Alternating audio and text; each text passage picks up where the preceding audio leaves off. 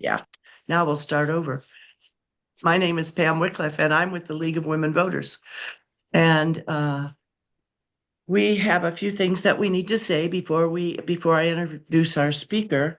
One is that the League of Women Voters, we do not support or oppose any political party or candidate. We are a nonpartisan political organization that we encourage informed and active participation in government. We have two distinct roles. One is voter services and education, citizen education. We present an unbiased information about elections, the voting process and issues. And after study, when we find issues that we are studying, we use our positions that we find to advocate for or against particular policies in the public interest. So consequently, the comments and opinions that people might have today aren't necessarily those of the League. They will be of the individual. We are here today from noon till 1, our general format, and Dr. Zwart has agreed to. She will speak for about a half hour. Yes. Could someone please take down the sign building skills for dialogue? I really need to see the face of the person so that I can read their lips. And I can do that. I can make the speaker be the main thing, but I can't as long as you've got that sign up. I think you can change where you want it, but that is her. I have already tried that. Because she's going to be needing to put that up for her presentation. Let's try this. Does this change anything for you? Yes. Oh, that's beautiful. do I look like a creepy head floating in there? Yes. You don't look creepy. There you come in to. Thank you very much. Okay, well, I've never done it quite this way, so I'm sorry for the rest of you that you have to look at my floating head, but I thought maybe it would be helpful. Thank you. That's wonderful. I didn't know you'd have a floating head. Okay. So if everybody will stay muted, so this works for you, right? Yes, Yeah, yes, it does. So if everybody will stay muted during the talk, and if you would please put your questions or comments in the chat, and Reverend, I was looking at her name, Dr. Zwart or myself will read them later during the Q&A. And if anybody would like more information about the League of Women Voters, you can go to lwvsouthbend.org. And when you go to that site, you can also find information about the state league and also for the national league. And there is a plethora of information about stands that we take on different issues and lots of information. Anyway, so before we start further, there is some news from our local chapter. One is today, and this weekend is our birthday. The League was founded on Valentine's Day in 1920. So we are 206 years old this weekend. So we can all sing a happy birthday and, and be happy that we're here. The National Convention for the League of Women Voters is on June the 25th through the 28th in Columbus, Ohio. And there will be several folks from our chapter going. If anyone is interested in going and or would like to be in the carpool, please let Beth know, who is the president. And some of these people that I mentioned, if you look into the news that you have gotten you got it yesterday, you can find their phone numbers and their email addresses. Also, you can text Beth about the National Convention. We are asking also that people renew their membership only online because they've had problems with people's checks, something about checks. So if you would register or renew your membership online only with a credit card or with PayPal, that would be much appreciated. There is a new initiative we called Get Out the Vote that will be used for the primaries and also for the general election, about encouraging folks who are registered to actually go to the polls. So if you're interested in being part of that group, please let Jeannie Blad know, as she is in charge of that initiative. Also, if you're interested in being part of the Observer Corps, where you would go to meetings and observe the goings on, contact Jerry Pawlowski as she's putting together an Observer Corps. And I think that's just about all of my news, unless somebody else has news that they want to mention. And I don't see anybody's hands up. So I'm going to go ahead and I'm going to introduce our speaker. Dr. Megan Zwart is a provost and vice president at St. Mary's College. She is the founder and director of the Dialogue Project, a set of programs supporting dialogue across differences at St. Mary's College. Her work on the scholarship on dialogue has been published in America Magazine, Inside Higher Education, the Journal for Scholarship of Teaching and Learning, and the Journal of Moral Theology. She has received her bachelor's degree at Calvin College and her PhD from the University of Notre Dame. And we are very thankful that she was willing to come back a second month since last month.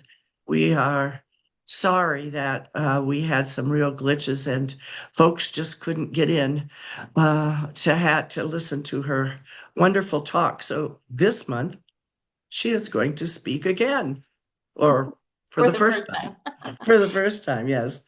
Thank you, Megan. All right. And it is yours. Thank you, Pam. Thank you so much to Pam and Kathy, who invited me, and Melanie, who I know has helped set all this up as well, and for all of those of you who are able to attend.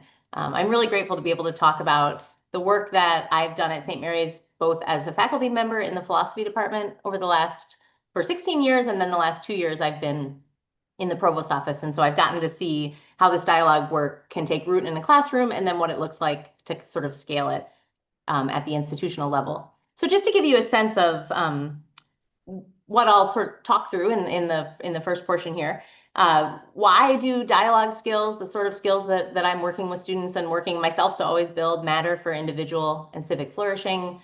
What are sort of some simple evidence-based strategies that you can have in your toolkit that will help you with difficult conversations when they pop up?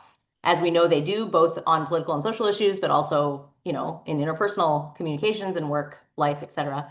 And then just give you a little snapshot of how St. Mary's is working to help students, but also faculty and staff build these skills, both to transform the culture, hopefully in our community, but also to prepare our students for the world that they're going to be graduating into, where we know they're going to need these skills as democratic participants and also as folks with careers and families and communities in which they're engaged. So I guess just to stay here for just a moment, I'll say, I didn't do my PhD in this kind of work. This was a sort of change for me in my professional trajectory. I had always taught ethics classes, and so a lot of hot issues would come up at a Catholic women's college. We always would talk about abortion in medical ethics, and of course that required dialogue across difference. But really my core interest in this came to light the day after the 2016 presidential election, which I'm sure you all remember. Whether people were excited or devastated about the results of that, everybody was sort of surprised. And so in our classes those days, we had to deal with students who had big feelings. I knew from a previous anonymous survey that I'd taken that about 50% of my students did or would have voted for Trump, and about 50% of my students did or would have voted for Clinton. And so I had a very ideologically diverse class, and we just sort of stopped what was going on in the syllabus, and we talked about, the engagements that people were having on social media and with their families and their roommates that were really sort of hard on that day because people were so surprised. And at the end of the first class of that day, a student said, I wish that I could do this outside of philosophy class. I can do it here, but I wish there was a whole class that would help me build the skills to have these kind of conversations with my family and on social media and with my friends. And so we brainstormed about that, and I ended up getting a little grant that helped me develop this course, Dialogue and Civil Discourse. And I started teaching that in the fall of 2017. So I've now been teaching that, going on a decade, almost every semester. Even as provost, this is the one course I still teach because it's so important to me. It's such a hopeful course for reasons I'll share as we go along here. So what I did in that first session was I did what was kind of hard at that time. I made sure that we wouldn't run the course unless we had a wide representation across the political spectrum. I didn't want anybody to feel that they were a token representative of their view or that they were the only person that held their view.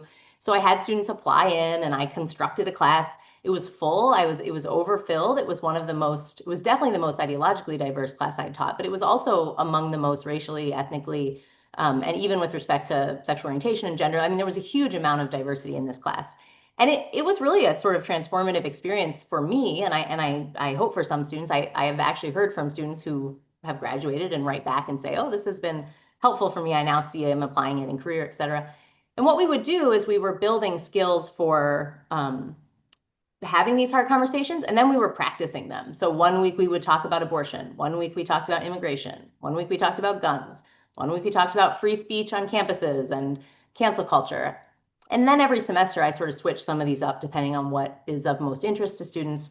But what I came to see in that setting was that really in a short period of time, if you are practicing these skills intentionally, you really can grow in both the ability and the confidence to kind of have these hard conversations, and that students were really wanting to feel that they had that skill, that was something they really felt that they were lacking and that it was going to be important for their life.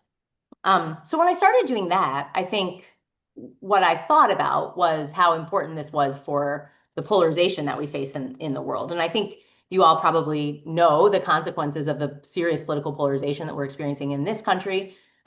Things like the 24-hour news cycle and social media have led to a situation where we sort of stack our identities. So, these days, if you see where somebody shops or what kind of shoes they wear or where they buy their fast food chicken, you can make assumptions about their political views because you're assuming if you're a person who drives this kind of car and shops at this kind, if you drive a Subaru and you shop at Whole Foods and you're going to make assumptions about that person's political views. And a lot of the time you're going to be right. Some of the time you're not. But that's what happens when we start sorting ourselves in all these different ways, not just politics, but also all kinds of other ways we behave.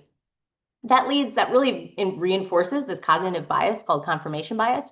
Your brain loves to take shortcuts. So it thinks, okay, if I know this about this person, I can assume every other thing about them.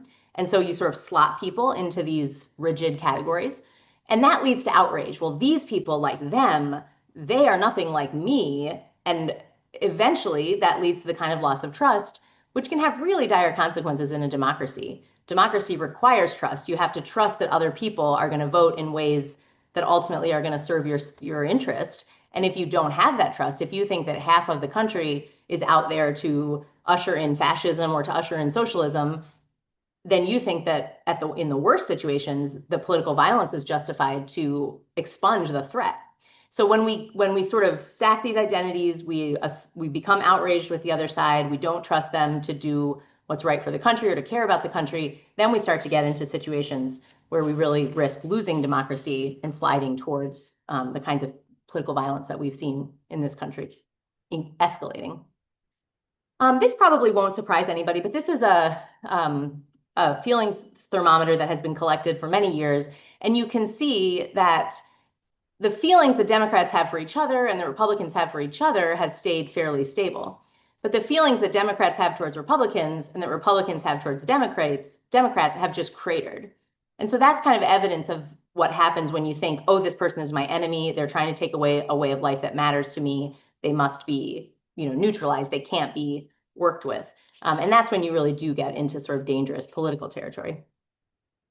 Now, when I started this work, it was primarily because I was interested in the social and political consequences of it. Like, these are students who are going to be voting. They're going to be democratic citizens. They need to be able to talk about these social and political issues. What I learned when I started digging into the research was that actually the benefits of building these skills and virtues, is sort of what I call them, for a good dialogue, actually have enormous individual and communal benefits as well. So for an individual, building skills like the ones we'll talk about, curiosity, empathy, humility, those are going to make you more resilient. They're going to help you learn and retain info. Students who are curious are better at performing academically. It's helpful for collaboration. We're graduating students into the workforce. We want them to be able to collaborate.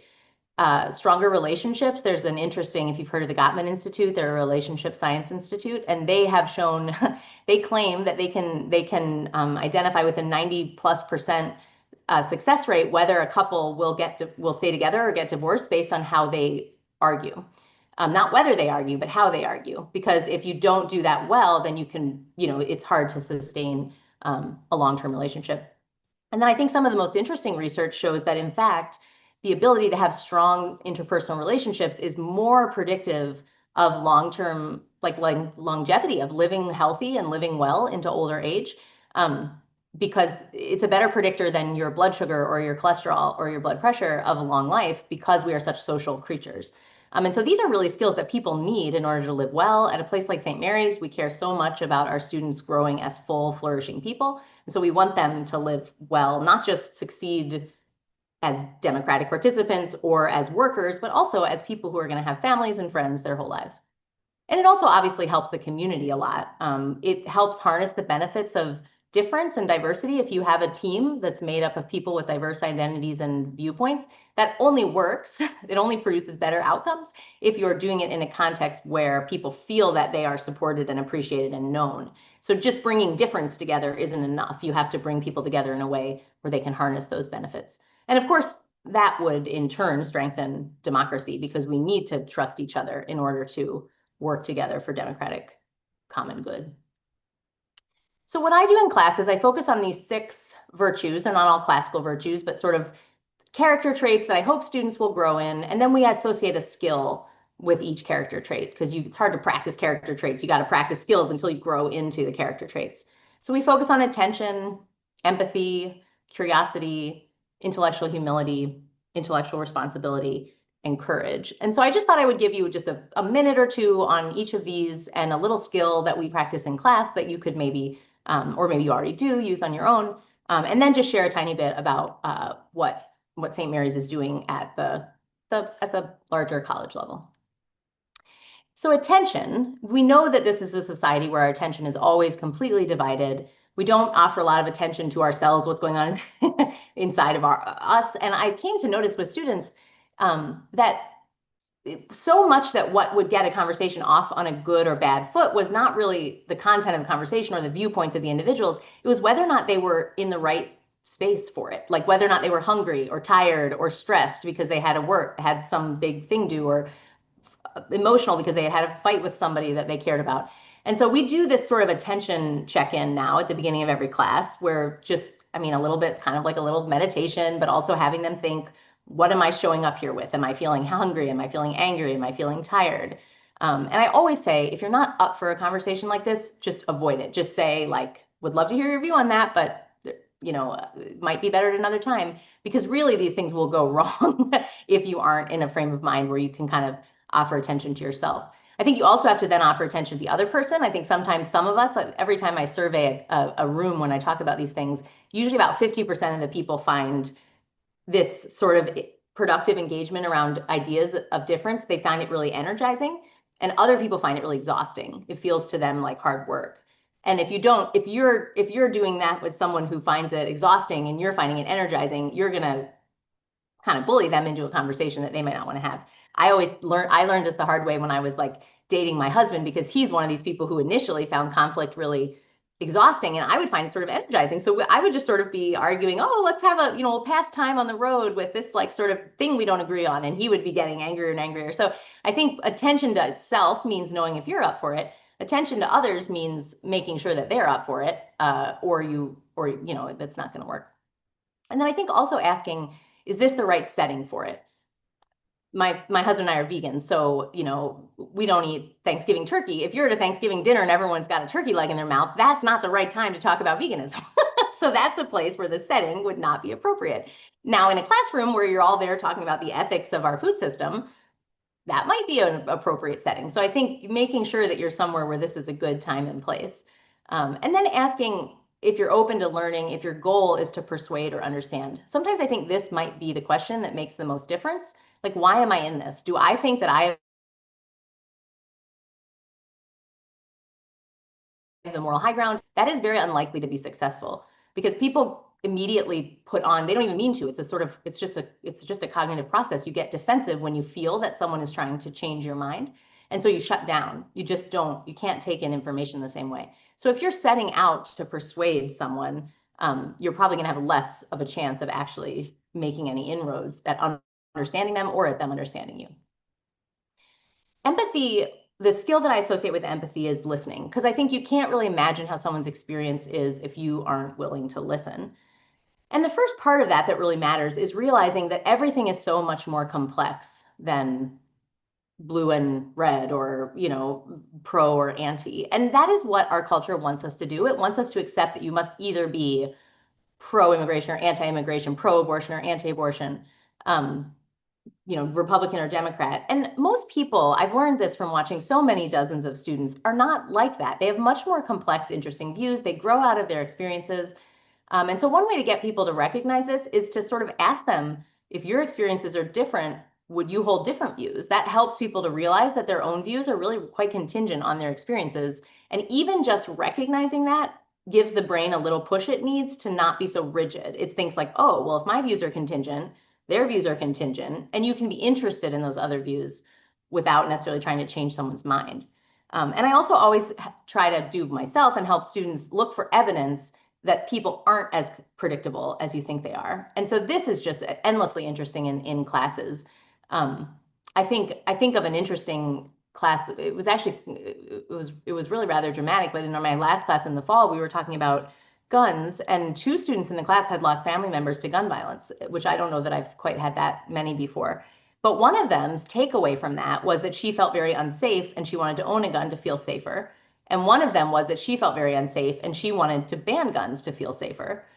But seeing them talk about that experience together and recognize that they had landed in very different places from this very shared painful experience was like an extremely moving part of the class. That's kind of where I think empathy comes in. If you're not listening, if you're just fighting about policies, you're not listening to the way in which people have come to those views. And so if you're going to build the skills for listening, you actually have to work on it like a muscle. We don't start off very good at listening. We tend to want to just wait till it's our turn to say what we want to say. And then we're like in our heads, not, hearing what they're saying.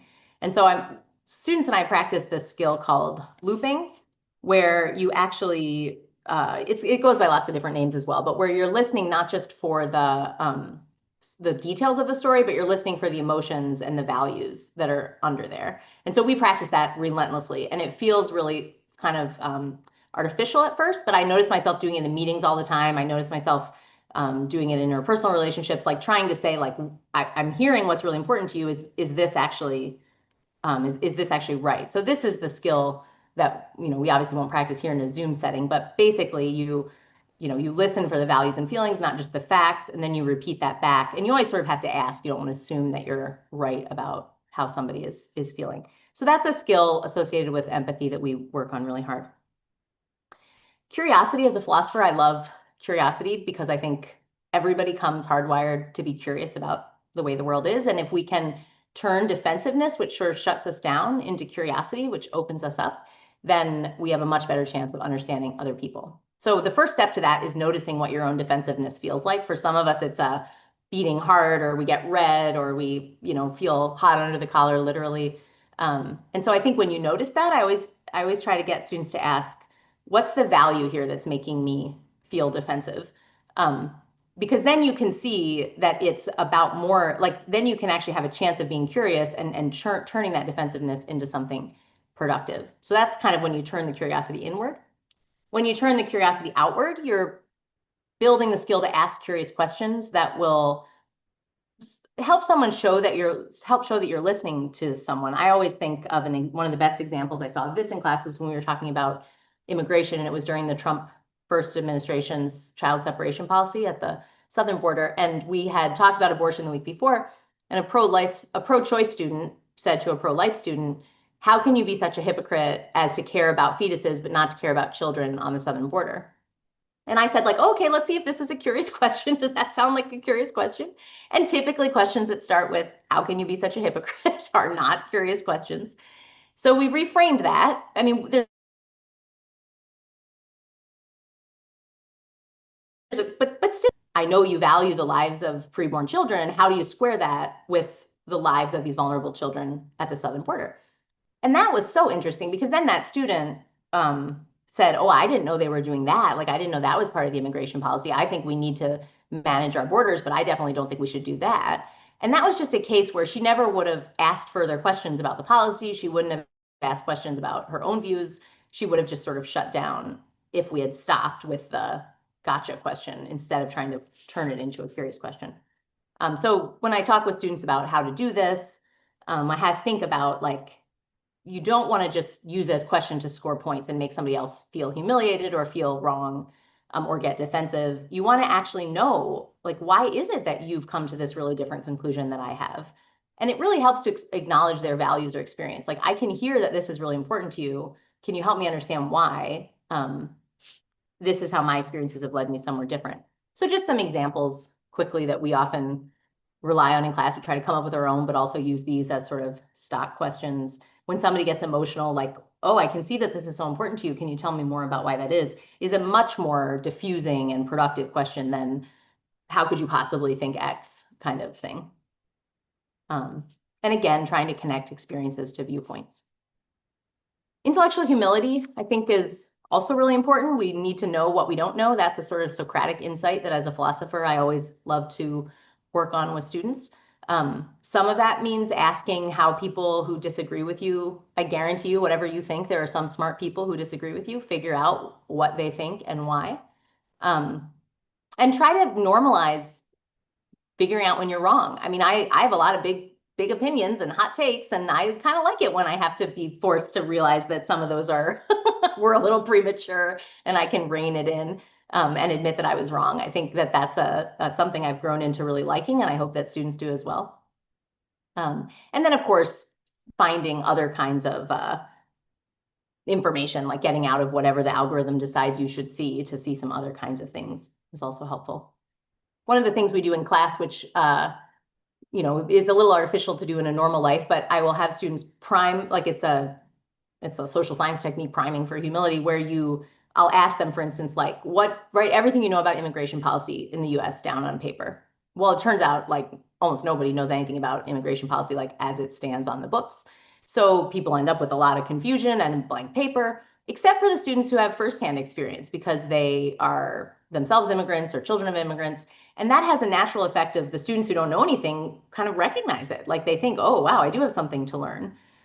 And so I think the way you can operationalize this in a normal life when you're not in a classroom is you can ask these kind of questions like, where do you feel conflicted about your own view? Like, where does your own party sort of make you uncomfortable? But then you also have to do it for yourself. You have to think like, where do I feel a little uncomfortable? Like, where does my own position make me feel a little ambivalent? And that can sort of prime for humility in a more ordinary setting. Intellectual responsibility we work on throughout the curriculum, so I don't do too much of it in my class, but this is just to make sure that your sources are good, that you're not just believing everything that you read, that now we have AI, which it's even harder to find sources on. And so I think we really do need to have information coming from. I like this allsides.com, which shows you news simultaneously from the left, right, and center. So this was just from this morning or last night. But you can see the way the right talks about rolling back EPA regulations is completely different than the way the left talks about it. So if you have a sense of that, then you're more inclined to understand why someone who comes from a different viewpoint than you they're seeing different information. They're not in the same world as you are as far as info. And so that kind of, I think, can help build some sort of shared understanding.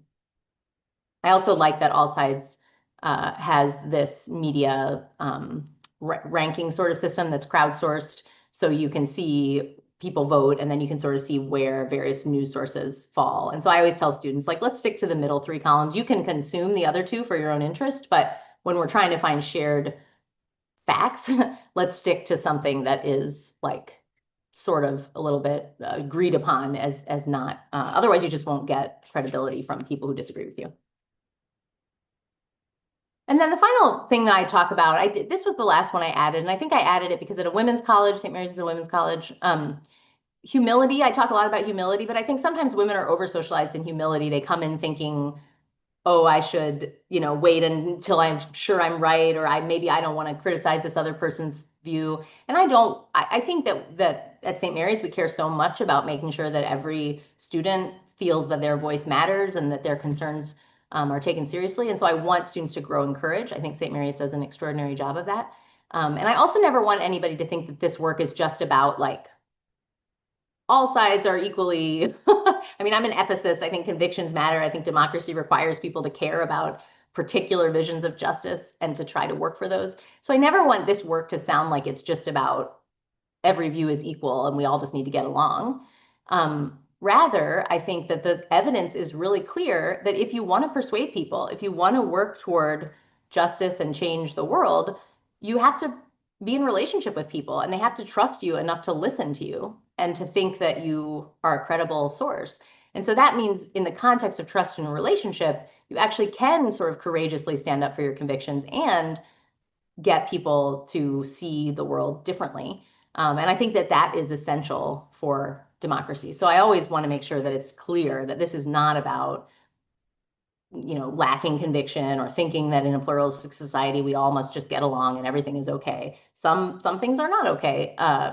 And we should, in a democracy, argue vociferously for our vision of a just world, but also recognize that we can't get anywhere with anyone if we don't build relationships and trust. So I have just a few tips that I've learned for the class, because sometimes no matter how hard you try, this is just going to go wrong. So I think a top tip is always look for the complexity. Never let yourself fall into the binary.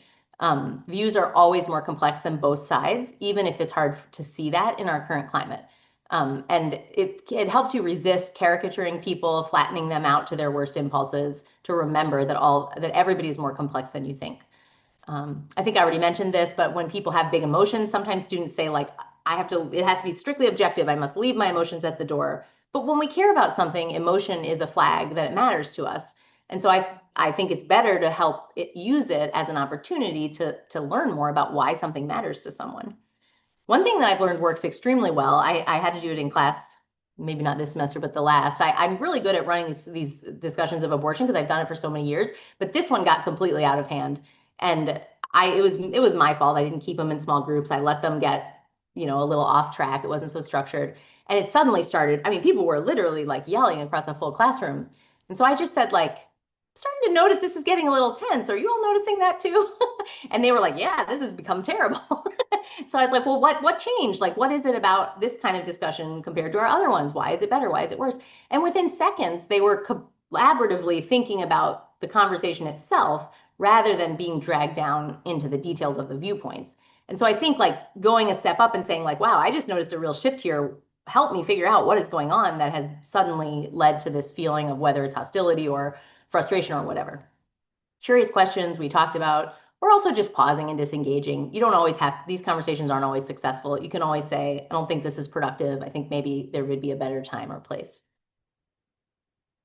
The last thing I just wanted to share was a little bit about what this looks like at St. Mary's. I've taught this class, as I said, for maybe 8 or 9 years. And then it moved into a student leadership program. You can see the students in the circle in the bottom were some of the first cohort of student leaders who would help surface concerns in the student body and then like create opportunities for students to talk about those. We also developed a summer high school program called Dialogue and Democracy for high school students, where they can live on campus. The one in the bottom, I don't know what direction you're seeing it, but the one around the circle, that was the Pokagon Band of Potawatomi that hosted us for the high school event to learn about peacekeeping circles in Indigenous traditions and in the Pokagon Band specifically. That was really interesting. The group of students on the bottom right they decided like community building needed to come before hard conversations. So they put together just sort of an opportunity for students who are feeling like they didn't have the community they wanted at St. Mary's to come together and have pizza and think about what it would look like to build a stronger community for them. So this has taken a lot of different shapes as when I was a faculty member.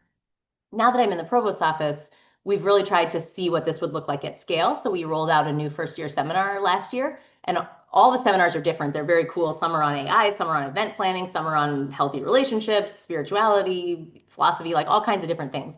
But what they all have in common is that they all have an outcome. All students have to participate, learn this structured way of dialogue across difference. So that's one of the outcomes. And the other is belonging. They have to work on building community. And then now we're building a sophomore year experience where the students will get sort of like a second level dialogue training.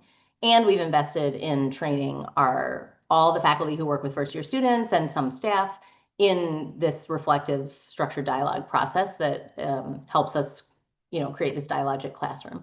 So we're trying to do some things at the institutional level to see if this is the sort of thing, because I think that employers need this, democracy needs this, and so it's something we're investing in at St. Mary's.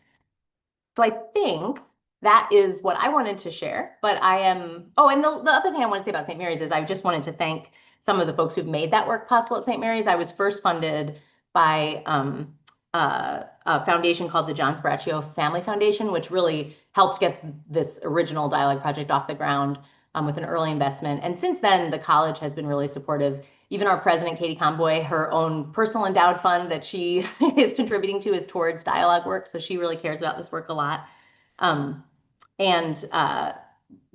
been fundraising for it and looking for grants and that kind of thing. So we've had a lot of support from a lot of places, and I've been so grateful that this work has been appreciated and supported at St. Mary's. So I will stop sharing the screen now so you can stop seeing my head floating around. And if anyone has any questions or thoughts they want to share, I would love to chat. Dr. Zwart, there are several questions, and I'll let you start if you want to and look through. One was given. Yeah, let me pull. Yeah, diversity, equity, inclusion. Am I in the right place, or oh no, I'll go back to the top. Okay. Cynthia said she's driving, so she asked a question before you started because she great. asked then. Yeah. So she says, sometimes I end up just listening to people I disagree with and then ending the conversation if it's clear they're not willing to listen or just disparage my point of view. Any other advice? So that's the first question. And then 2 tips for totally not burning out with polarization. My family is considering leaving Indiana due to the vicious entitlement and cruelty. Yeah, those are both really good and important questions. On the first one, the question about what to do, whether you should end the conversation, I used to always say, yes, like you should definitely end the conversation if you feel it's unproductive. You don't need to invest your energy. You don't owe anyone your energy. That is definitely true. But what I have learned a little bit, there's something called motivational interviewing, which they use a lot in healthcare settings when people don't want vaccines or they don't want treatment that's appropriate for them, where rather than telling people what the facts, like you can pile up as many studies on vaccines as possible and people may not change their mind. But what does actually help people be open to thinking differently is to ask them questions. And so what I've learned with people who might feel intransigent or uninterested in your view is to ask questions rather than to try to keep going back and forth, like my view and your view, is to say, like, I would really like to know more about why that is the way it is for you. And it's not really about you sharing your view and them listening. It's about, if you have the energy, trying to dig into what matters to them. I had one student who, she was a Black student, and it was during the height of the Black Lives Matter, early, like post-George Floyd era. And she wanted they have to do a final conversation. It can be with family or friends or even in class. So I try to make it low stakes. But she wanted to do it with a police officer. And she wanted to talk about the Black Lives, her experience of being really committed to Black Lives Matter with this police officer who, I think she had done an internship in some kind of justice center. And there were police officers they were working with, and he had like a Blue Lives Matter flag. And she really wanted to talk to him. And I said, like, just so you know, like, just make sure this is, you don't have to do something that makes you this vulnerable, like make sure you feel okay about this. And she wanted to do it. It was really important to her. And when she was done, she shared how the conversation had gone. And she said, like, he didn't want to listen to me at all. Like he didn't move an inch. But she said, but I got to hear more about why he feels that way. And that was like humanizing for me of him. So like she just had a different goal there. And I think that served her well. Now, if she hadn't had the energy for that, I never would have said, you must do this. But like, that was something that mattered to her. And it was a kind of agency that she could express. So I think that would be my answer to that, is like change your goal in the conversation. Maybe it's not to get your side represented in a way that they're not going to really listen to. It's to try to understand more about where they're coming from. And if that's not something you have time or energy for, I think it's totally fine to just politely remove yourself. The other question about tips for totally burning out, I had a hard time with that last year because I was suddenly in this fire hose of higher ed changes and new information, and between research grants changing and ending and the DEI kinds of questions and changes to even questions about accreditation, or like we never knew what was coming next, funding, these kind of things.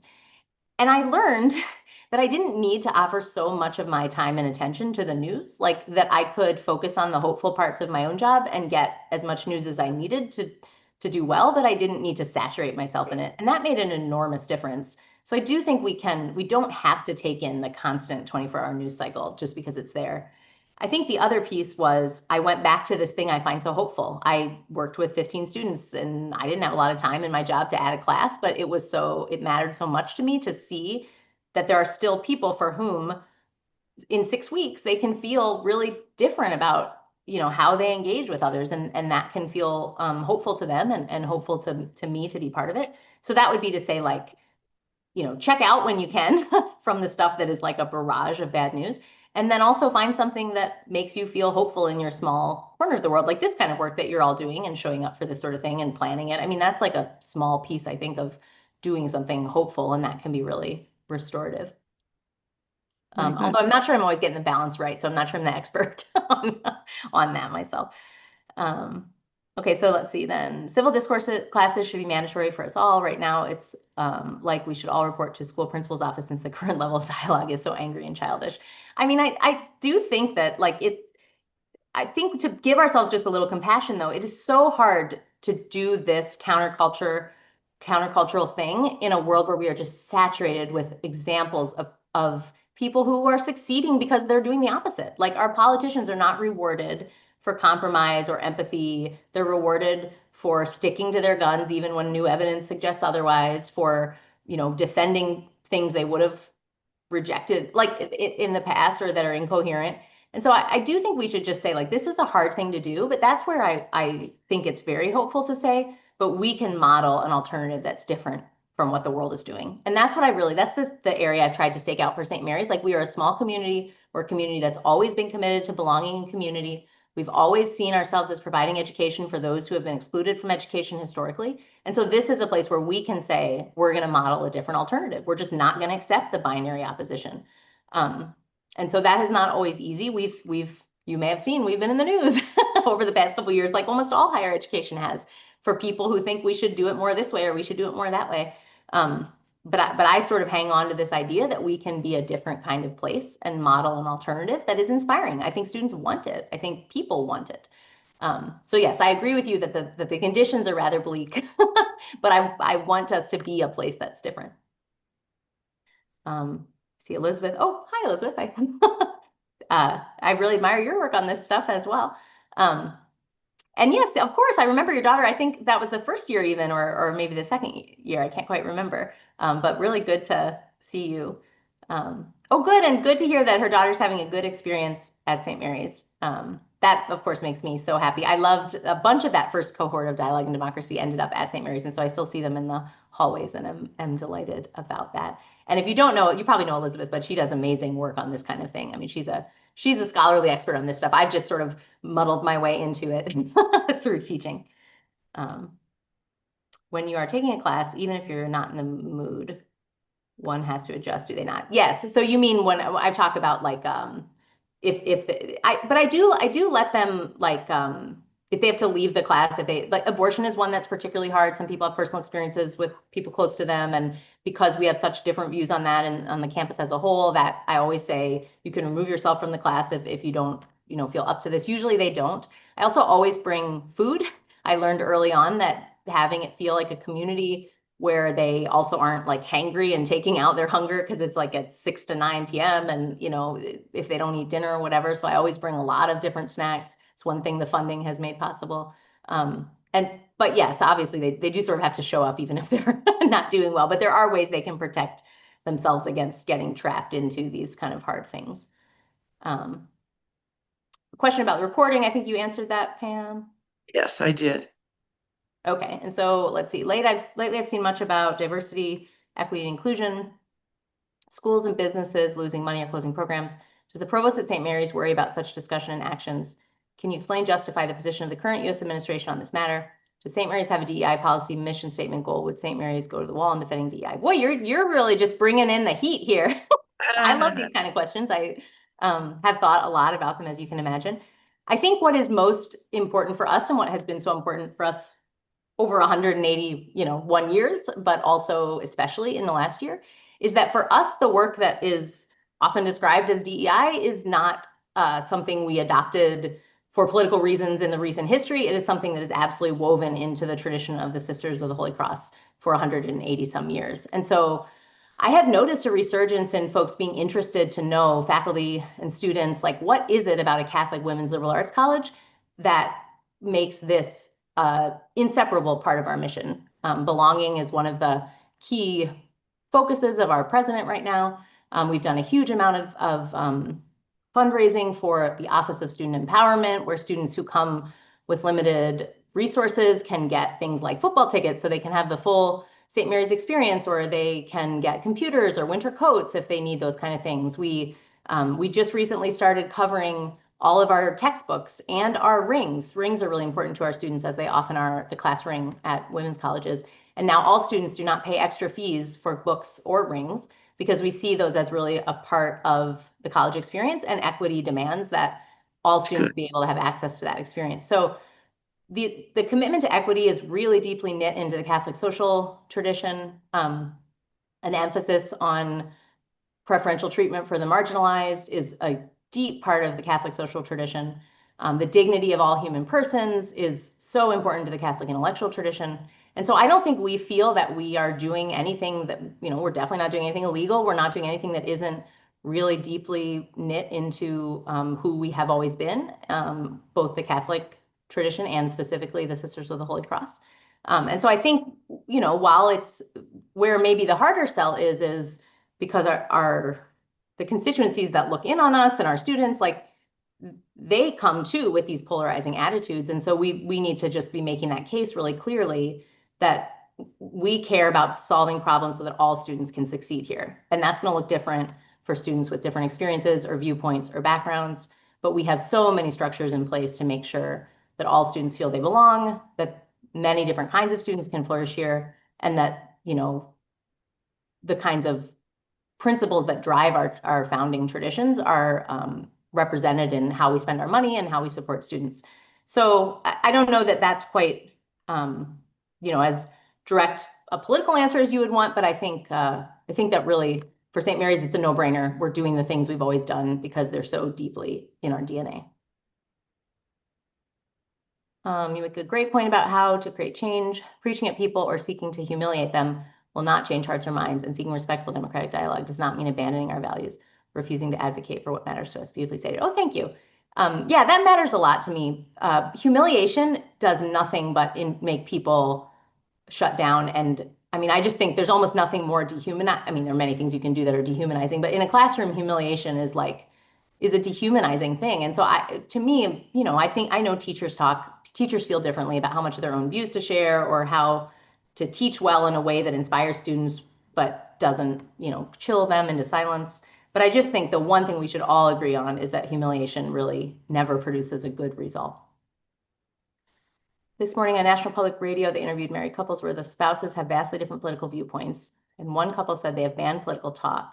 And at my mother's funeral, we had to agree to not discuss politics. Is this a healthy policy for the long term? I certainly don't think for the long term.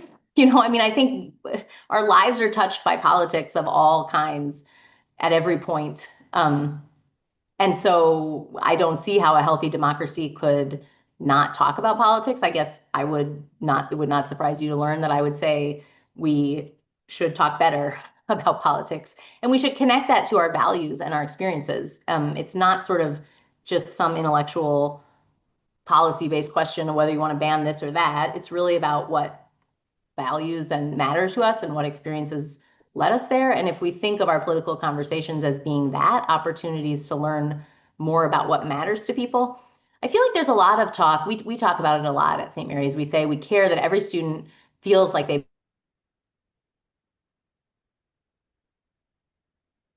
belong, and, you know, all kinds of programs and discourse. But the best way to show people they matter to you is to care about what matters to them. And it's hard to do that if you just silence people on issues that touch the deepest parts of their lives. And so, yeah, I mean, I think that might help you get through a wedding or a Thanksgiving dinner, but it's probably not a path to a healthy democracy. And I see you now, I just read the next comment, which is, I don't think it's a good long term, but yeah. So we were on the same page on that one. Let's see, I'm curious about what you learned in the difficult abortion conversations. Why did students or you believe the particular discussion generated so much conflict? And what did they believe would have been more productive? Okay, so yeah, so what actually happened there? I'm trying to remember. Usually I have these very structured small group discussions, and they usually do, first we have a structured discussion where they talk about their own experiences of whatever, but like in any topic, but how did they come to the view that they have? So when we're talking about abortion, for some students, that's, you know, I'm so devoted to this church and this is the teaching of this particular church, or I had this experience with a friend and it really changed how I think about it, or my mom told me that she struggled with this and this has influenced me. And then only after we've done that work of going around, you can only talk when it's your turn and you share what your experiences are, only then do we turn to talking about like the issue. And I'm usually really careful to enforce that structure. You have to see people's human experiences before you can launch into any kind of discussion of the topics or the regulations or whatever, the law. But this time I had let them move from a small group. It was a small enough class. I let them move from these small groups into a much less structured big group. And somebody just sort of shouted out what is at a Catholic women's college, it was a very inflammatory claim. It was something like, it was something about whether men should or shouldn't have any views on abortion. I don't even literally remember whether it was a pro or anti, but it just went off like a powder keg. And so then when I said what was different, they said, well, we weren't like listening and we were shouting and like, you know, we weren't asking people what their experiences were. We were just sort of throwing out sound bites. And so they could see that. They could see that they liked the more engaged small group discussions better. And so I think, you know, usually there's a lot of buy-in for that. It feels a little like constrained at first, but it's a good practice to keep things on path. So I actually go to many government meetings. I notice very few people that do come to those meetings are over 40. I publish all the government meetings every week on Michigan Observer Facebook, hoping people will show up and engage. Since you're around college-age kids, what do you think would get them to understand getting involved at the local level? Local issues affect our everyday lives. That I think is so important. And it is hard because the students take in a steady stream of Instagram and TikTok. And so they're getting like this huge platform, national, global, and it is harder for them to feel connected to local. I think that's part of why we started the Summer Institute for high school students. Was it's very local. We go to the Pokagon Band, we go to the Near Northwest neighborhood and look at what women entrepreneurs and justice advocates are doing there. We look at sustainable farming, like as ways that people have done things in this community. St. Mary's as a whole has a lot of community partnerships, and we try to get students out in the local community. I think that's part of it.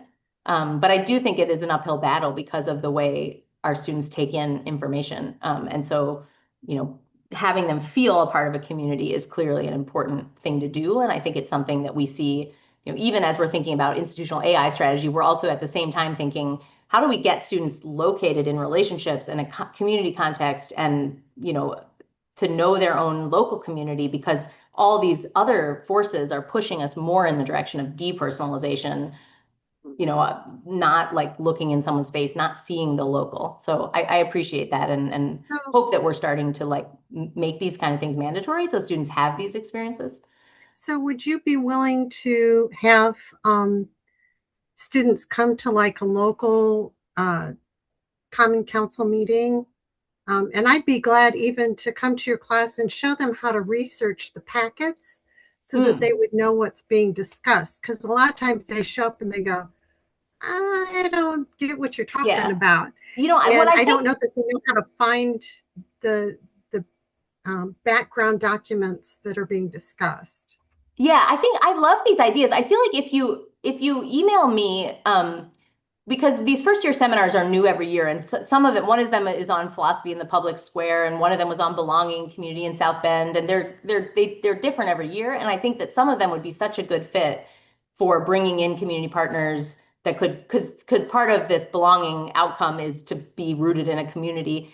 And this dialogue piece fits really well with any kinds of political stuff. So I don't know exactly which seminars would be a good fit yet, because we haven't put the roster together. But if I would happily collect information from folks who would be community partners. We're also ramping up internships and paid internships. We're paying, we're helping cover some of the costs of those with local community partners. We're trying to get more experiential learning into the curriculum. And so I would be very happy.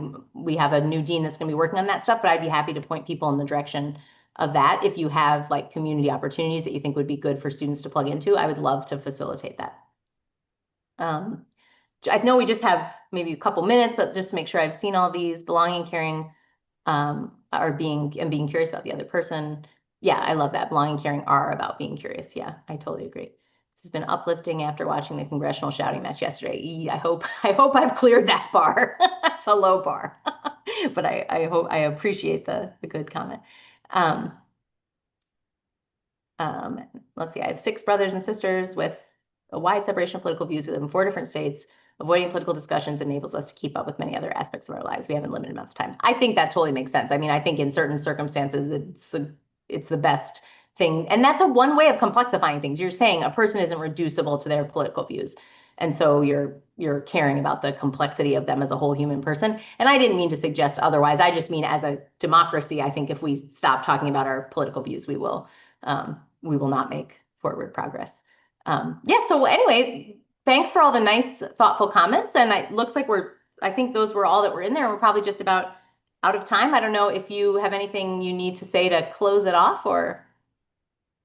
Yeah, nothing except thank you very much. It's been so important, the words that you have given us and ideas on how to handle conversations. Yeah, my pleasure. And I'm happy to share the slideshow too, if that's something that folks would want to have access to. So I can email that to you. Yeah. Okay, that would be wonderful. Very good. And thank you very much for coming today. It is recorded, so it will be available online at our website and also online, I think, and on our Facebook webpage. Sorry. And given that, thank you everybody for coming. And thank you, Megan, for being so helpful. My pleasure. Thank you for having me. Saying the important stuff. Thank you. Have a good day, everyone.